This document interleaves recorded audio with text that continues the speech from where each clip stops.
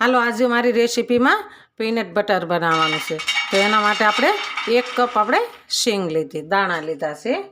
તો આપણે આને શેકી લેવાના છે અને ફોતરા ઉખડે એવા આપણે શેકવાના છે। આપણે પીનટ બટર બનાવવા માટે આપણે સરસ શેકવાના છે। શેકીને આપણે ફોતરા ઉખડી નાખવાના છે।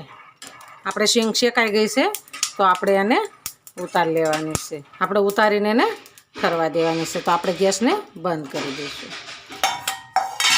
આપણે શીંગદાણા શેકીને એકદમ ફોતરા ઉખડી લીધા છે। તો સરસ એને ફોતરા ઉખડી કમ્પ્લીટ કરી દીધા છે। તો આપણે આને મિક્સર સાથે આપણે મદદ લેવાની છે અને આપણે પીનટ બટર બનાવવાનું છે। તો આપણે હવે મિક્સર લઈશું। તો આપણે મિક્સર જાર લીધું છે। તો મિક્સર જારની અંદર આપણે શીંગદાણાને એડ કરવાના છે। આપણે શીંગદાણાને ગ્રાઇન્ડ કરી દેવાના છે। તો આપણે આવી રીતના ઝીણું ઝીણું પીસી લીધું છે, એકદમ ઝીણું પીસ્યું છે। તો આપણે આમાં હવે મધ નાખવાનું છે। તો આપણે આ મધ લાવ્યા છે મેડિકલમાંથી। તો આપણે આ મધને અંદર એડ કરવાનું છે, 2 ચમચી એડ કરવાનું છે। ફરીવાર આપણે મિક્સરમાં મેશ કરી દેવાનું છે।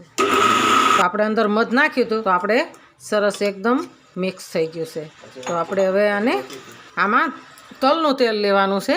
તલનું તેલ આપણે અંદર એડ કરવાનું છે। એ 3 ચમચી જેટલું એડ કર્યું છે।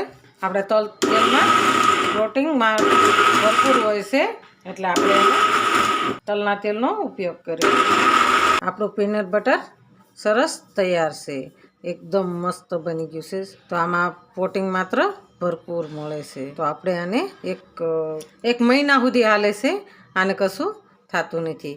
આપણે સવારમાં રોજે 1 બ્રેડમાં સોપડી ખાઈ લ્યો એટલે આપણને શરીરને તંદુરસ્તી મળે છે। આપણે આ એક કાચની બોટલ લીધી છે, તો કાચની બોટલની અંદર આપણે ભરી લેવાનું।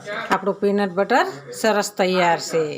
તો આપણે આ બોટલમાં ભરી લીધું, ભરીને આપણે સરસ ઢાંકીને મૂકી દઈશું।